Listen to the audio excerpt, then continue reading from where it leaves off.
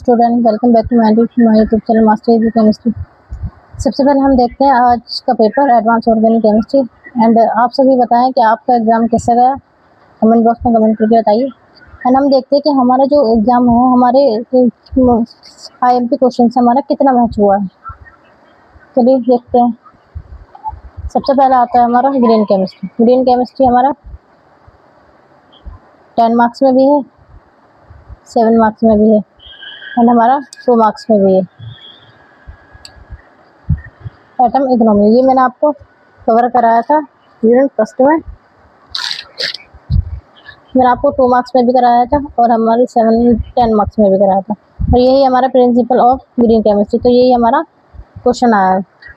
Second हम देखते हैं TBOC और FMOC प्रोटोकॉल। ये मैंने आपको 2 मार्क्स में कराया था, इसलिए मैंने इसमें सिर्फ 6 नंबर रखे हैं, बाकी नंबर नहीं रखे। ये मैंने आपको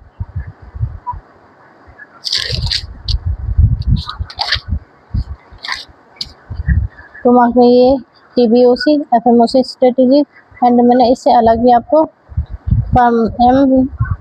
FMOC प्रोटोकॉल ये यहाँ पे भी दिया है। एंड हमारा एक और आया था कि हमारे लिंकर्स, ये भी मैंने आपको 2 मार्क्स में दिया है। ये हमारा 2 लिंकर्स थोड़ी देर में देखते हैं। एंड हमारा तीसरा आता है रेसिपी मॉडिफिकेशन एंड डिसोल्यूशन। ये मैंने आपको कवर कराया है 10 मार्क्स में यूनिट 5 में। Racemic modification dissolution racemic modification ये मैंने आपको 7 मार्क्स में ही कवर कराया है। नहीं, मैंने आपको ये 10 मार्क्स में कवर कराया है। नेक्स्ट आता है हमारा मेरिट और डिमेरिट माइक्रोवेव। ये भी मैंने आपको कवर कर किया है।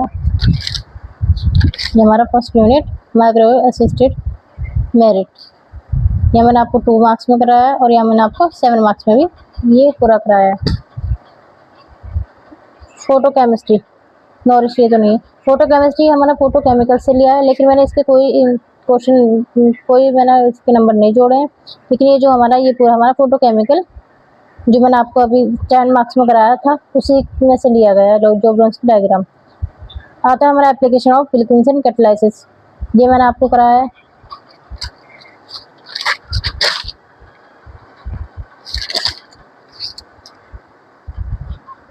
ज़ीलर नट्टा भी है एंड हमारा विल्किंसन भी है। ये हमारा 7 मार्क्स में है और ये हमारा 2 मार्क्स में है, तो ये दोनों हमारे मिला के पूछे हैं। उसके बाद ये दोनों नहीं है हमारे। इसमें हम देखते हैं ग्रीन केमिस्ट्री हो गया, ये हमारा होमोजीनियस और हेट्रोजीनियस, ये मैंने आपको कराया है। यहाँ पे भी मैंने आपको हेट्रोजीनियस कराया है और यहाँ मैंने होमोजीनियस और हेट्रोजीनियस हमारा डिफरेंट ऑर्गेनिक रिएक्शन में ये भी कराया है। ये हमारा 10 मार्क्स में कराया है और मैंने अलग से भी आपको होमोजीनियस यहाँ पे भी कराया है। ये हेट्रोजीनियस और वो होमोजीनियस।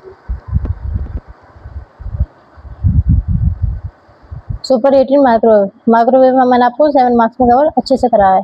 SPPS लिंकर मैंने अभी आपको दिखाया, TBOC और FMOC ये भी मैंने आपको भी यहाँ बताया था, तो यहाँ पे दिखाया था। कॉन रोटेटरी और डिसरोटेटरी प्रोसेस ये भी मैंने आपको 3rd यूनिट में कवर कराया है। Define conrotatory and disrotatory process ये भी हमने 2 मार्क्स में कवर किया था। सपोर्टेड कैटालिसिस और बायो कैटालिसिस ये भी मैंने आपको दोनों कराया है। सपोर्ट कैटालिसिस और हमारा बायो कैटालिसिस दोनों ही मैंने आपको 2 मार्क्स में ही कराए हैं और इसमें भी हमारे 2 मार्क्स में ही आए हैं। एंड हमारे टोटल हमारा हो गया हमारा 16 मार्क्स हो गया, हमारा 26 हो गया और यहाँ पर हमारा 21। टोटल हमारे 75 में से हमारा 63 मार्क्स से क्वेश्चन आए हैं हमारे IMP क्वेश्चंस में से। और जो मैंने आपको लास्ट में 10 क्वेश्चंस बताए थे उसमें से भी हमारे काफ़ी आए हैं। ग्रीन केमिस्ट्री हमारा 10 मार्क्स में, 7 मार्क्स में एंड 2 मार्क्स में, तो ये हमारा हो गया 19 मार्क्स का हो गया। एंड इससे अलग मैंने आपको बताया था माइक्रोवेव इधर भी है और माइक्रोवेव इधर भी है, तो 2 मार्क्स यहाँ हो गए, 7 मार्क्स यहाँ हो गए, तो ये हमारे हो गए 26 मार्क्स का, तो हमारा ये अलग से भी हो गया है। सो आई होप आप सबका एग्जाम बहुत अच्छा गया होगा। तो आप कमेंट बॉक्स में कमेंट करके बताएं कि आपका एग्ज़ाम कैसा रहा। चलिए अब स्टार्ट करते हैं हम एडवांस स्पेक्ट्रल एनालिसिस की। यूवी एंड IR स्पेक्ट्रोस्कोपी के क्वेश्चंस हमने देख लिए हैं एंड हमने MRI स्पेक्ट्रोस्कोपी की भी इम्पोर्टेंट क्वेश्चंस देख लिए। अब हम स्टार्ट करते हैं मास स्पेक्ट्रोस्कोपी के important questions with short explanation के साथ। अगर आपको फुल नोट्स की रिक्वायरमेंट है तो आप कमेंट बॉक्स में कमेंट कीजिए। इसमें हम देखेंगे मास फ्रेगमेंटेशन, इस रूल एंड इसमें मेटा स्टेबल आयन जो हमारा इम्पोर्टेंट होता है, MC रेफर्टी रीअरेंजमेंट और ring rule.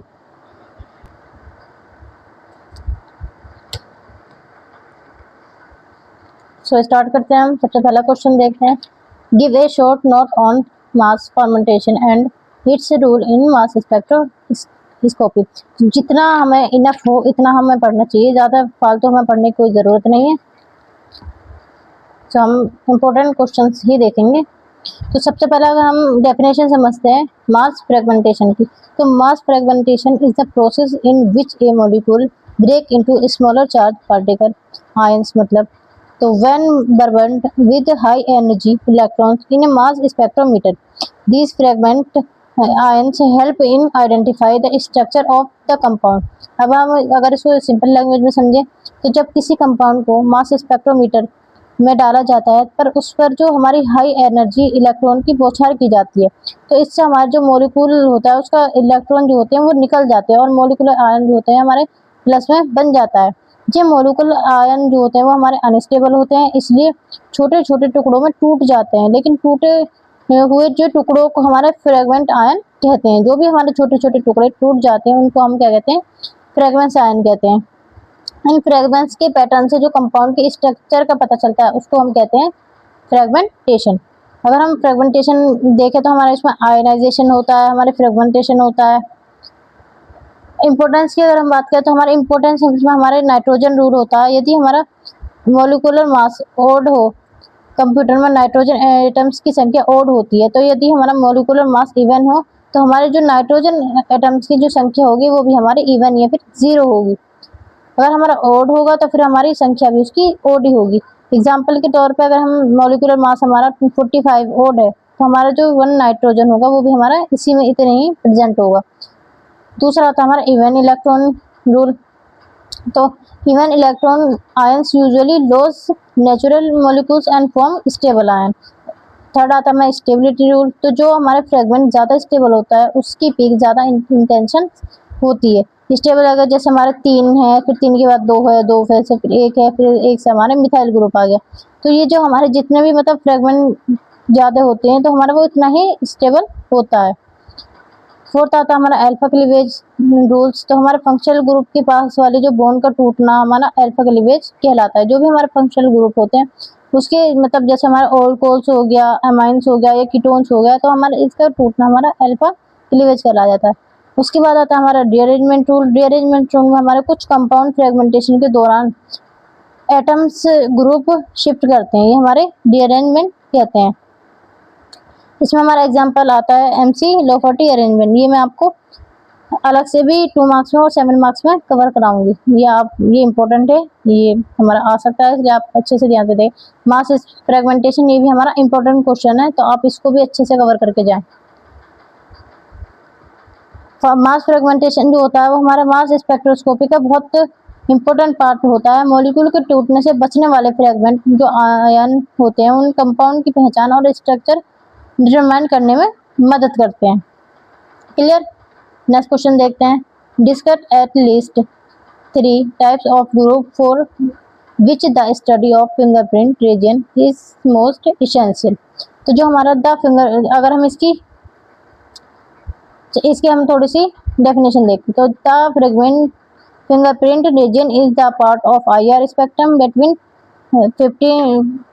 15 and 500 centimeter where each organic compound gives a unique absorption pattern. It is mainly used for identification of compound। जो हमारा IR स्पेक्ट्रोस्कोपी में 1500 से हमारा 500 सेंटीमीटर वाला जो भाग होता है फिंगरप्रिंट, तो जो उसको जो हम फिंगरप्रिंट रीजन कहते हैं। जो भी हमारा मतलब उसके बीच में वाला जो भी भाग होता है उसको हम फिंगरप्रिंट रीजन कहते हैं।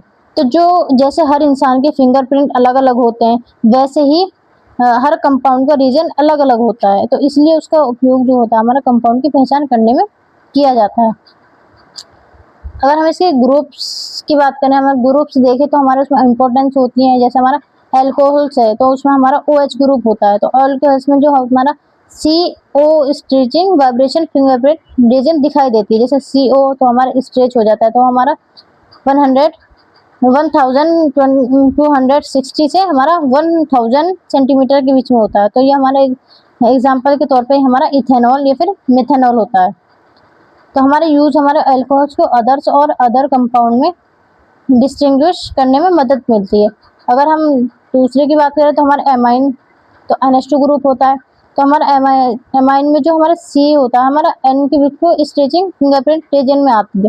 तो ये हमारी जो एब्जॉर्प्शन रेंज होती है हमारी C और N स्टेज में होती है। तो ये हमारी 1350 एंड 1000 सेंटीमीटर के बीच में होती है। तो हमारी इसमें एग्जांपल के तौर पे हमारे इसमें एनिलीन होता है और हमारा मिथाइलिन होता है। क्लियर।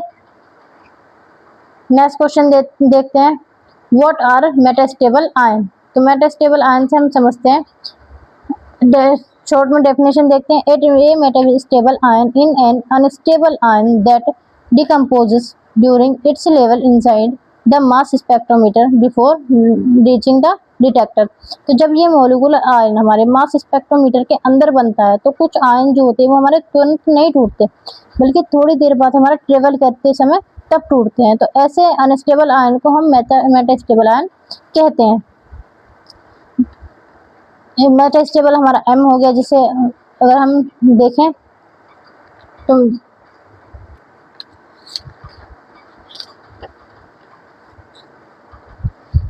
अगर हम इसे रिप्रेजेंट करें तो जैसे हमारा ये M प्लस, तो ये हमारा हो गया मेटास्टेबल आयन। एंड ये हमारा A, हमने इसको रिप्रेजेंट किया फ्रेगमेंट आयन के लिए।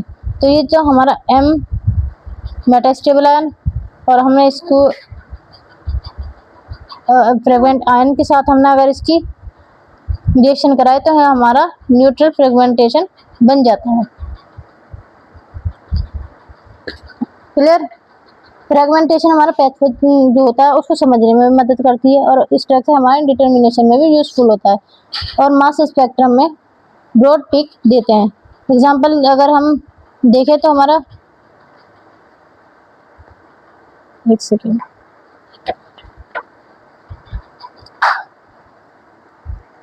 जैसे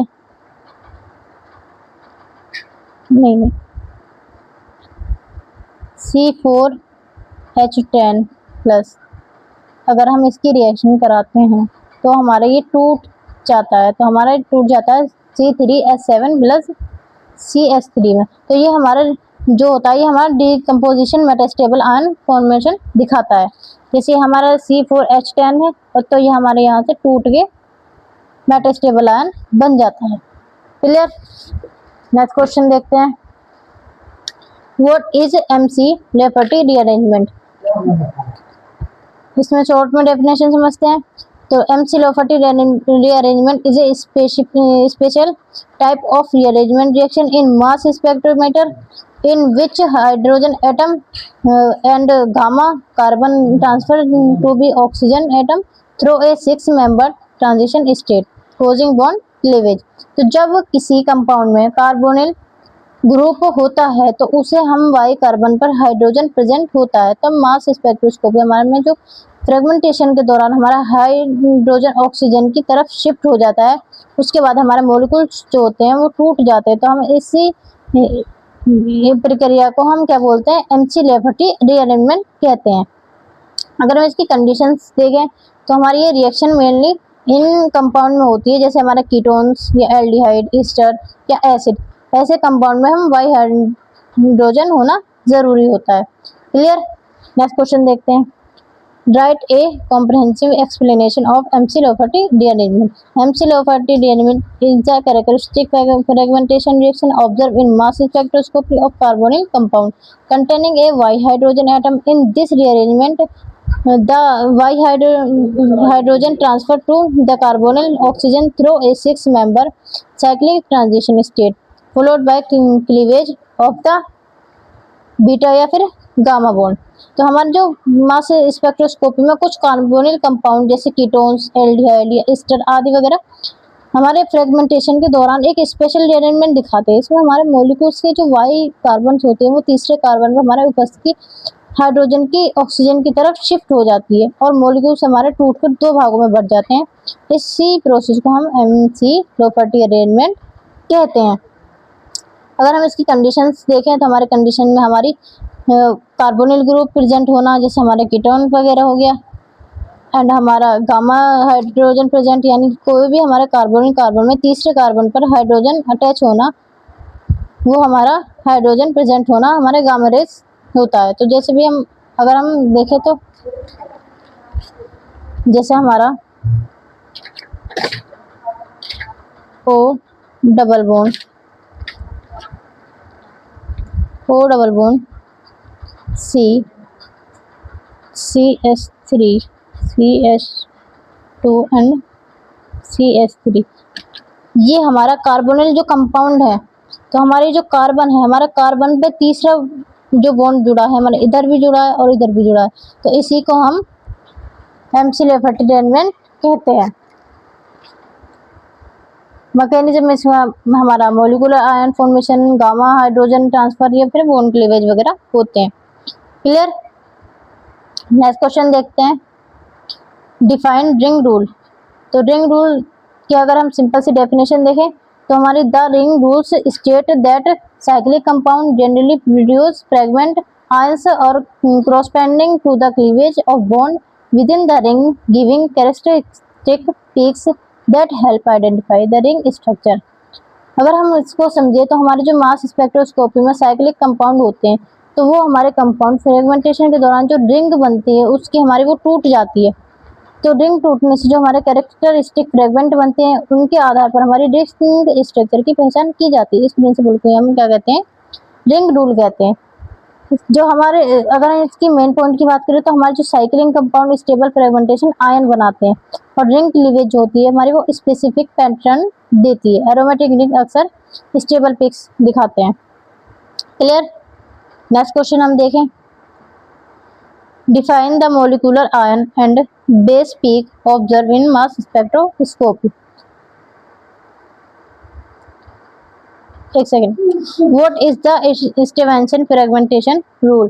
तो हमारे इसकी सिंपल डेफिनेशन देखें तो Stevenson rule state that during fragmentation in Mars spectroscopy the positive charge remains on the fragmentation that can from the more stable carbocation।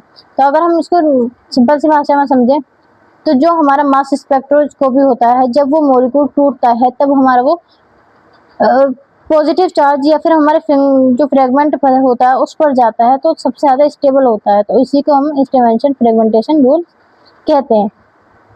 जब कोई भी मॉलिक्यूल हमारा जो टूटता है और वो हमारा पॉजिटिव चार्ज बनाता है तो उस पर जो हमारा फ्रेगमेंट पर जाता है और वो ज़्यादा स्टेबल हो जाता है, तो उसको हम क्या कहते हैं? स्टीवेंसन फ्रेगमेंटेशन रूल कहते हैं। क्लियर? नेक्स्ट क्वेश्चन की हम बात करें, define the molecular ion and base peak observe in mass spectroscope. तो मोलिकुलर आयन हमारे क्या होते हैं? सिंपल सी डेफिनेशन समझते हैं।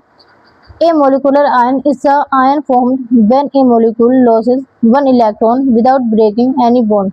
It is represented M। तो हम इसको किससे रिप्रेजेंट करते हैं? M से रिप्रेजेंट करते हैं। अगर हम जब हमारे किसी मोलिक्यूल पर हाई एनर्जी इलेक्ट्रॉन की बौछार होती है तब मोलिक्यूल का एक इलेक्ट्रॉन निकल जाता है, तो इससे जो हमारे आयन्स बनते हैं उसको मोलिकुलर आयन कहते हैं। तो ये कंपाउंड जो होते हैं ये हमारा मोलिकुलर वेट बताता है। हमारी जो इसमें पेरेंट होती है वो आयन, पेरेंट आयन भी कहा जाता है हमारे इसको, और हाईएस्ट M या Z वैल्यू के पास भी मिलता है। और कंपाउंड का जो मोलिकुलर मास होता है उसको भी हमारे ये बताता है। इसमें हमारा मीथेन होता है, अगर हम एग्जांपल देखें तो हमारे मीथेन होता है। दूसरे हमारे बेस पीक भी होते हैं। बेस पीक से अगर हम समझें, हमारे यहाँ पे बेस पीक दिया हुआ है, मोलिकुलर आयन हमने देख लिया, इसके एग्जांपल में हमारे मीथेन होता है। तो हम बेस पीक से क्या समझते हैं? हमारे सिंपल सी डेफिनेशन देखते हैं The base peak is the most intense peak in a mass spectrum and is assigned 100% relative इंस्टेंसली। मतलब जब ज़्यादा स्पेक्ट्रम में जो पीक सबसे ऊंची और ज़्यादा इंटेंशन होती है उसे हम बेस पीक कहते हैं। पर सबसे स्टेबल जो हमारे फ्रेगमेंट होते हैं वो हमारे फ्रेगमेंट आयन को दर्शाती है। हमारी इसकी जो होती है हमारे हाईएस्ट इंटेंसिटी होती है एंड हमारे रिलेटिव भी इंटेंसिटी होती है और मोर स्टेबल आयंस होते हैं। एग्जाम्पल के तौर पे हमारे इसमें हाइड्रोकार्बन यानी C3H7, अगर हम इसमें डिफरेंस देखें तो हमारे मोलिकुलर आयन जो होते हैं वो हमारे पेरेंट मोलिकुलर आयन होते हैं और ये हमारे बेस पीक जो होती है हमारी मोस्ट इंटेंस पीक होती है।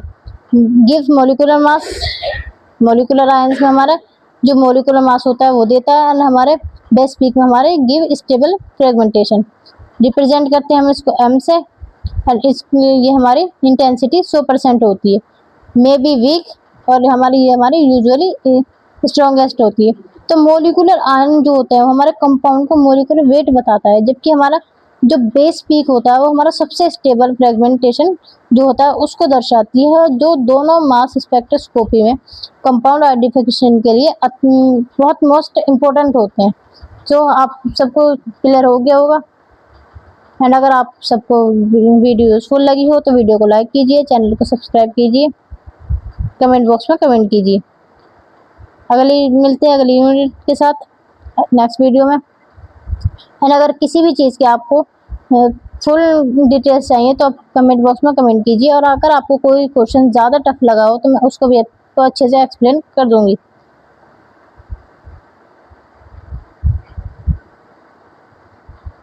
Thank you.